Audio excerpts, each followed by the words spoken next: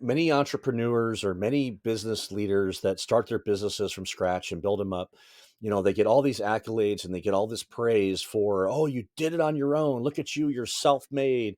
You pulled yourself up by your bootstraps. I hope and pray that nobody ever says that about me. I really do. This is Journey to Point B, where you can find success stories of people who have achieved the same goals you're striving for.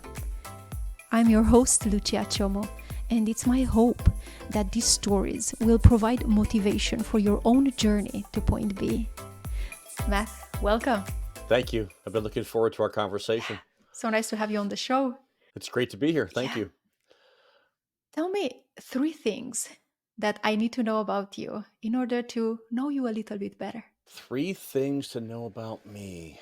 Okay. Well, first, um, I am a serial entrepreneur. So I took over our family's business when I was just out of college, ran that for a while, sold it. Then I went into working for somebody else for a while and did that for a period of about 12, 14 years, actually, for 3 different companies, but wanted to get back on my own. So that's what I'm doing now. So now I'm an author and an entrepreneur, and so that'd be 1. 2, I met met my wife when we were in 3rd grade, Oh, and so we have been together. We've been dating. We started dating in high school, but we've been married. We celebrate 27 years coming up, congrats. and we dated for 7 years prior to that. So, but I've pretty much known her literally my entire life. And the third thing is I have 3 kids. One is 23, 20, and then 17. So boy, girl, boy, and just love them dearly. So in order of priority would be family and then business. So I kind of got that out of That's so order, nice. but those are the 3, I should say, the 3 key things that most important about me. Nice to meet you. Thank you. So, Matt, I know that today we're going to talk about the first thing that you mentioned, like you inheriting a family business Yes. and bringing it to a point where you were able to make a success sale. So, w- bring us back to the beginning of this journey. Oh, glad to. So I was one of those students in college. When I went to college, I knew what I wanted to study and I did not deviate. So I was a weird student. And so I knew I love business. I wanted to study business. I grew up in a family business. So all I really knew was business. And so I did. I studied business. So I got 2 bachelor's degrees in management and marketing in business. Many years later, I went back and got an MBA, but that was after my family business experience. And so after college, I really did not desire to work in the family business, but yet I needed a job. And so that's where I wound up.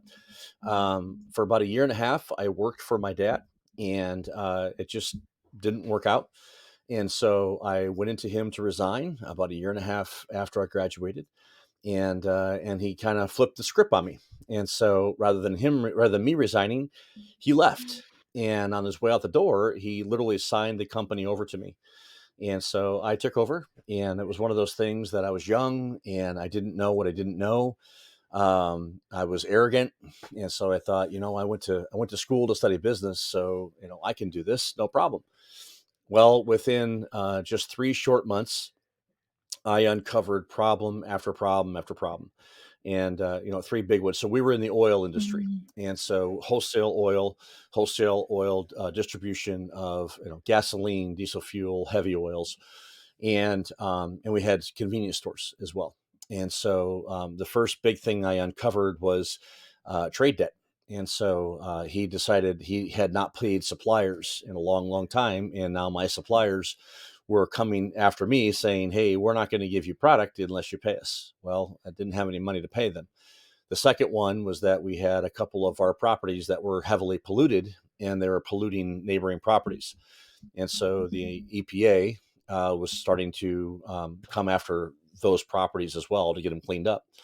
And the third one is that he didn't pay withholding tax for a year. And so if you don't pay withholding taxes, the IRS will come after you for criminal charges. And so through all that, I got really, really ill. So I spiraled into, I began having acute anxiety and then panic attacks. I didn't know any of this terminology then. So, Mhm. panic attacks, I stopped sleeping, and I didn't realize it, but I was actually spiraling into a deep clinical and eventually a suicidal depression. And so that's how I started out in our family business. So eventually it failed, and with it I failed emotionally. At that point, Tiffany, my wife, and I had been married for just a little over a year, and I didn't know what it was to be a husband, and so I was trying to protect her as much as I could from all of this, and eventually everything just crumbled. Mhm. And so the day that really there was kind of what there was a series of miracles, literally miracles that happened that as a result of what had happened. And so in my darkest moment, I felt like I was in this hole. I describe it as this black pit where there was no light and there was no hope and there was no way out. Mhm. I described it. I felt like I was surrounded by glass where I could not climb my way out of it, and I was hopeless and I was helpless. And I thought literally the only way out was to take my life. And so, 8 months in now to running my own company, here I was in this place. And it was literally in that place where two things happened. First, God showed up in a big way. And several people then just came to the table and literally just out of nowhere. And a local businessman, highly successful and very good reputation, very well known, was a family friend of my mom's, and so he got involved, and so he's the one who helped me get help. And so actually I was removed for several months just to heal, and was put into therapy and all those kinds of things, psychiatric care, a lot of medication, just to try to recover from it. And so while I was removed, then he sent a team of people in just to see, okay, what do we have? Is there anything that we can have to start over? And so we were able to sell some things. We were able to basically put up enough to start over. And so about 8 months after it failed, we restarted. And at this point now, I was better. I wasn't fully, I wasn't 100%, but I Mhm. was better. And so we restarted, new company name, and we started off with, and he loaned us a little bit of money, and then the company literally made money from day one. And so once we got rid of the baggage of the past, it was profitable. And from there on out, then I had to make some hard decisions about what's the direction going to be, and so ultimately changed the strategic direction of the company within about a year. And we got rid of the convenience stores, actually got totally out of one whole aspect of the business, and that was convenience stores and distribution of what they call light oils, or gasoline, diesel fuel, focused strictly on the heavy oil, and built a business around that. And we started out with three people, so it was me, and I hired my mom, and there was one person who served our family for 35 years. He worked for my dad, and he worked for me. And over the course of the next 12 years, the company grew. And by the time that I sold it, there's a lot here like I talk about in the middle, obviously. Time that I sold it 12 years later, it had grown. We had about 200 lives. Wow. And we got into the retail side of the oil industry and in quick lubes, so servicing vehicles and so forth. And it just came to a point where I had to make a decision: are we going to try to go for the next level and literally leverage everything once again to go, the big dance, the big game, whatever you want to call it, and or sell to competition. And at that point, I just felt like it was better to sell to some competitors that I knew would take good care of our people. Oh, wow. So you started in glory and then everything fell. fell, Yeah, and then you recover. What I hear is like the yeah, first help that you got was really community coming together, like network. yeah, People came together. An angel came and saved you from that. literally. And you said, Matt, that it took you 8 months to come back. Uh-huh. What helped you recover? What helped you get back to take this company and make it successful? There were there were three things really. There was First of all, medication. Mm-hmm. I was completely out of whack. I learned a lot about brain chemistry and what happens when you're under constant stress and anxiety. You're not sleeping. Literally, I couldn't put two thoughts together. I Mm-hmm. hadn't slept in months, and so when that happens, then you've basically worn out the receptors in your brain. And so, I was living on adrenaline and dopamine. And if you do that long enough, you cannot think. And that's where I was. I couldn't think. I couldn't make decisions. I couldn't do really anything. I was paralyzed. Mm-hmm. And that really contributed then to my spiral into depression. And so medication helped bring some balance. It helped take care of the anxiety. It helped me begin to restore the chemical balance that was completely out of whack in my brain. So that was first. Second, therapy. I had a lot of thoughts, and I call them, I know it's outdated today, but then it was not. I had these tapes, I had these recordings in my head that I listened to over and over and over and over again, and they were lies. Mm-hmm. There was stuff that I would listen to about me, that basically I'm a failure, I'm a mess up, I can't do anything, I'm never gonna get this right, I'm not a professional, blah blah blah. And I listened to all these things, and all it did was contribute to the spiral downward. And so the therapist that I had, he was a pastor who left the pastorate because he felt like he would be better as the therapist. And he helped me record new messages, new tapes, new recordings, Mm-hmm. and that took a long time.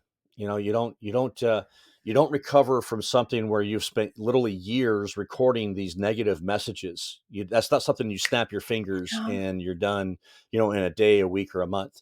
It literally took years. So I was in therapy for 6 years, and I talk about it every week. Mm-hmm. And obviously there might have been weeks I missed Mm-hmm. because of Mm-hmm. vacation or whatever, but for the most part, I was in therapy every week for 6 years.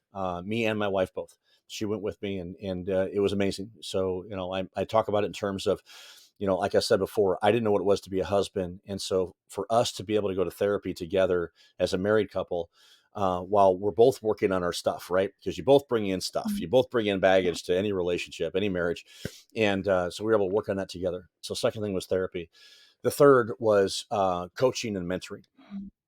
And the businessman I talked about, he took me under his wing, and I met with him oftentimes, at least, oftentimes it was weekly, sometimes twice a week for the first year or two, and then it was at least every other week, a couple times a month, then for years. And he's actually the gentleman that when I sold my business, I went to work for, Mm-hmm. and in private equity. And so he invested in me, and then I had a local attorney that invested into me, and a local accountant. And so these people, these men, just poured themselves into me and helped me learn the things I didn't learn in business school. I've often said that, I went to business school to get my degree, but I went into business to get my education. Mm-hmm. And so it was those three things that really helped me prepare and help me become more confident again to be able to re-enter and tackle this task in front of us. Yeah. Thank you for sharing that. I think it's so important to raise this awareness that when our mind just gives up, our body gives up, and that there are steps that one can take, whether that's medication, whether that's medication with therapy, whatever it takes, there is hope. In terms of mentors, I I like that.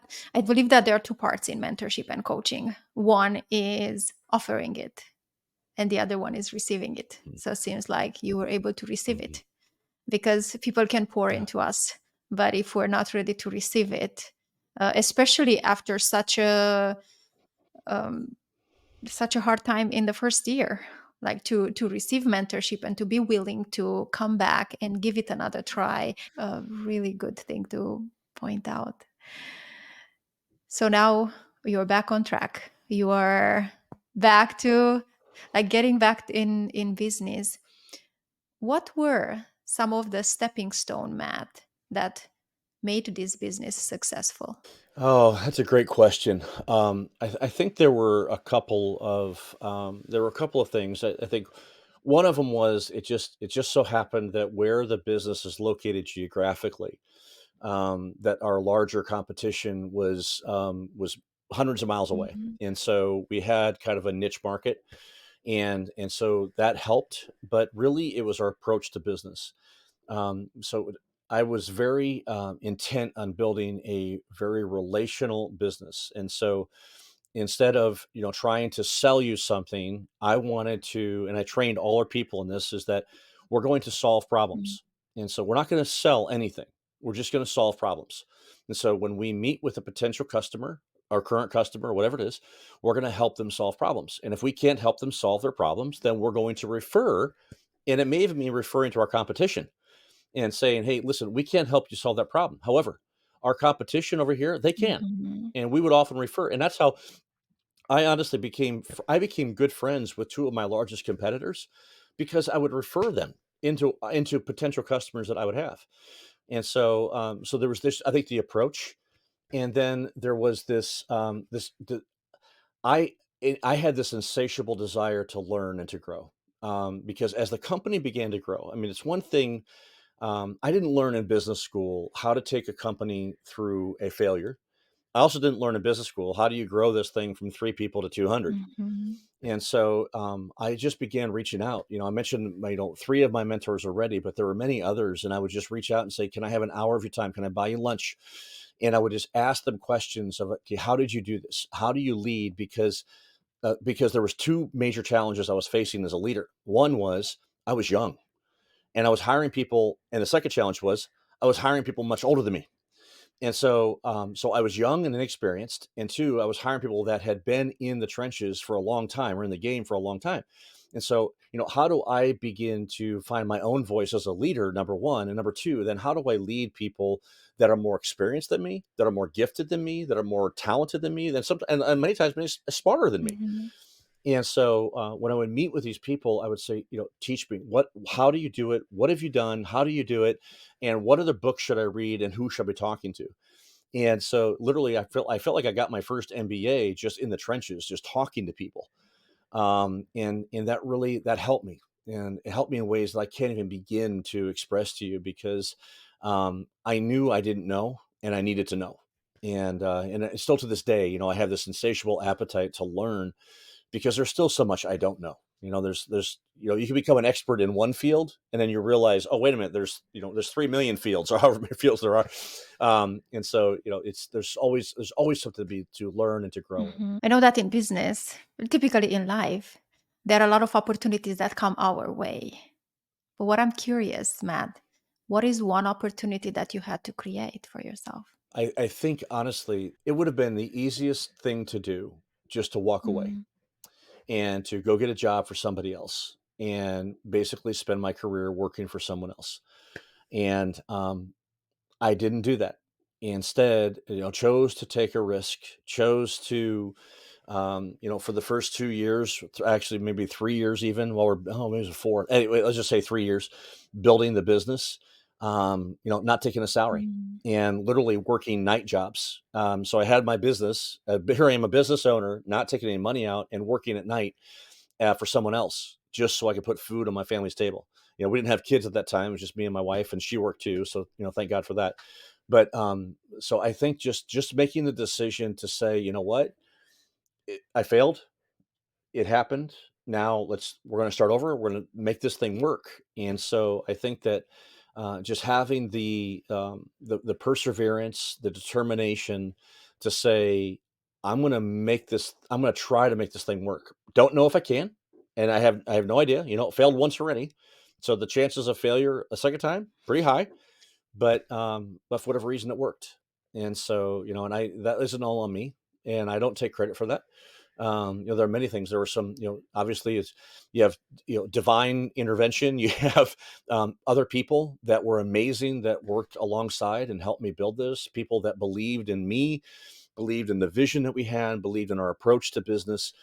I'll never forget the first high power salesperson that I was able to recruit away from a large competitor.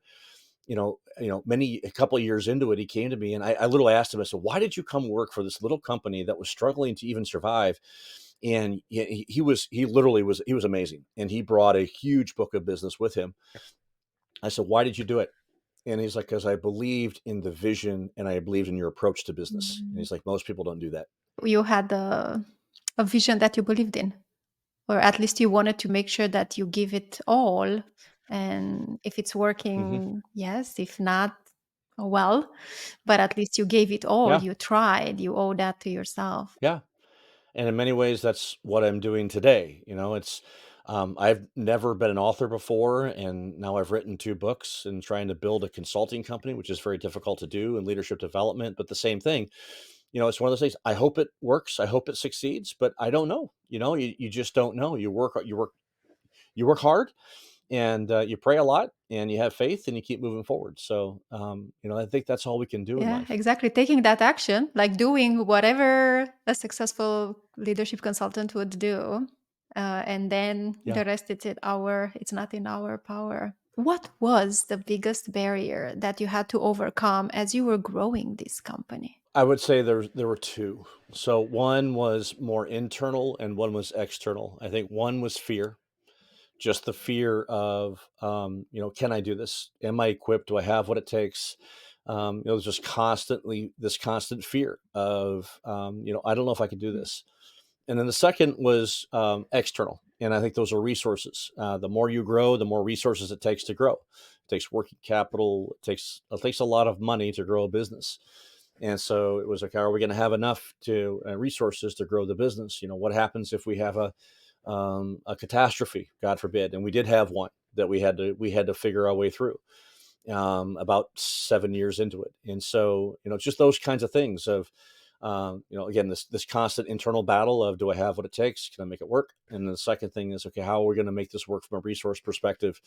And, by the grace of God, both worked out. So, What were something that helped you overcome these barriers? well, the internal side, I go back to, counseling, coaching, and just having somebody and mentors, having somebody to talk with, making sure that I wasn't alone. If I was alone, and this is one of the things I hear today a lot from leaders, is that they feel alone, they feel isolated, they don't know who to talk to, they don't know who they can trust. And so, I was blessed. I had people I could talk to. I had people that I could trust and say, this is what I'm struggling with. This is what I'm dealing with, and it would help me. They'd give me counsel, they give me advice, they give me practical things I could work on. So from that perspective, just having that, and then I think the other barrier regarding resources was just building solid relationships with a banker. I had a wonderful banker who believed in the vision that we had, and she helped us grow.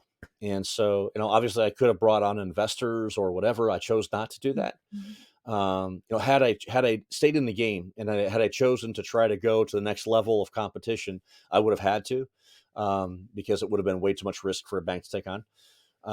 But I really valued my relationship with my banker, and built a personal relationship with her. And basically it was a wide open book. Let her see our company. Let her see the good, the bad, the ugly, and they believed in us, and so they provided the capital for us to be able to grow.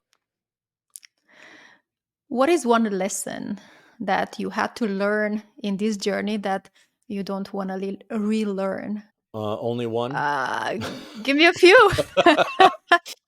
um, oh my. Uh, I think the big one for me is never go alone. Mm. It's when I started out on my journey, I was very young. I was arrogant. I was cocky. I thought I could do it on my own, and I couldn't. And so, one of the biggest life lessons for me, even to this day, is just acknowledging, accepting, and embracing that I cannot do this alone, and that's okay. Many entrepreneurs or many business leaders that start their businesses from scratch and build them up, they get all these accolades and they get all this praise for, oh, you did it on your own. Look at you, you're self-made. You pulled yourself up by your bootstraps. I hope and pray that nobody ever says that about me. I really do, because it takes a team of people. I have a team of people today. They're not on my payroll. Mhm. I have a personal board of directors that I meet with every quarter. I don't pay them. I can't afford to pay them. They give me a half a day of their time every quarter, and I couldn't do this without them. I have a PR guy that is absolutely amazing. He gives me above and beyond. I couldn't do it without him. I have family support. My wife and my kids, they're supporting me all the time. And for me to ever say I did this on my own, that would be the first of all be a lie, and secondly, it'd be the most arrogant thing ever. And one of the things that I coach in entrepreneurs is, if you're doing this alone, stop. Let's build a resource base around you of people who believe in you, who care about you, and that are willing to care for you and also speak truth to you, because we need that. We really do. I need people who are willing to sometimes get in my face, and I call it poking me in the chest. Poke me in the chest and say, hey dude, you know what, you're a little out of balance right now. Okay, working 60 hours a week, yeah, not good. Mhm. Okay, you need to take a week off, Mhm. or you need to take some time, whatever it is. I need that, and every leader does. Mhm. So I think that's probably the biggest life lesson. I mean, there are others I could talk about, but that's probably the biggest one for me. Yeah. It really takes a village to create a company, Oh, to do anything in life. We cannot do it on it ourselves. does. That's one of the lessons that I really want to instill in my kids, that relationships are so important. Oh, The people that you surround yeah. yourselves are so important. And even like I'm building Yes. my own coaching company, and I see that whenever I involve people, whenever I get in groups, it's so much easier. Like the journey, it's so much more pleasant and fruitful at the same time. But by myself, no chance. Yeah, I'm so glad to hear that. That's great. What is one goal that you're currently working towards, Matt? So my primary goal right now really comes down to building my current business. My second book is being released in about 4 weeks, Wow. so very excited about Congrats. that. So thank you. So that was my focus, right, primarily for this past year, is to get that second book out. But my primary focus right now is on client acquisition, and so just finding businesses and leaders that I can come alongside and I can help equip and coach and train in the principles of flourishing organizations. As I hear every day about the challenges leaders are facing with, whether it is feeling alone and isolated, or I don't know where to find good people, or I'm having difficulty with finding how do I get my workforce to be engaged. They're not engaged, they're not loyal, they're not committed. And there are practical tools and ways to address all of that. But it takes intentionality, Mhm. and it takes time, and it takes resources to do that. But there are ways to do that. And so that's my passion, is to come in alongside those leaders and providing those kinds of tools, those kinds of training, to help organizations become the best version of themselves that they can be. Because at the end of the day, organizations are about people and Yeah, relationships. We don't have an organization without people. exactly. And so it's just reminding organizations and leaders that, what, your biggest asset is your people. And so let's view them as assets on your balance sheet and not expenses on your P&L. And just changing that dynamic, that mindset, that focus is huge. Mhm. And if anyone would be interested to find out more about what you're doing, get in contact with you, what would be the best way for them to do so? Oh, thanks for asking. My website is www.uniquelynormal.com. It's spelled right here on my shirt, uniquelynormal.com. And my email is matt, M-A-T-T, at uniquelynormal.com. So those are the two best ways. And you can see my website then about the books and about what I offer through the company. It's been a pleasure to have this conversation with you, Matt. Thank you so much for sharing your journey. Some things that stood out to me is that it's not over until the fat lady sings, no?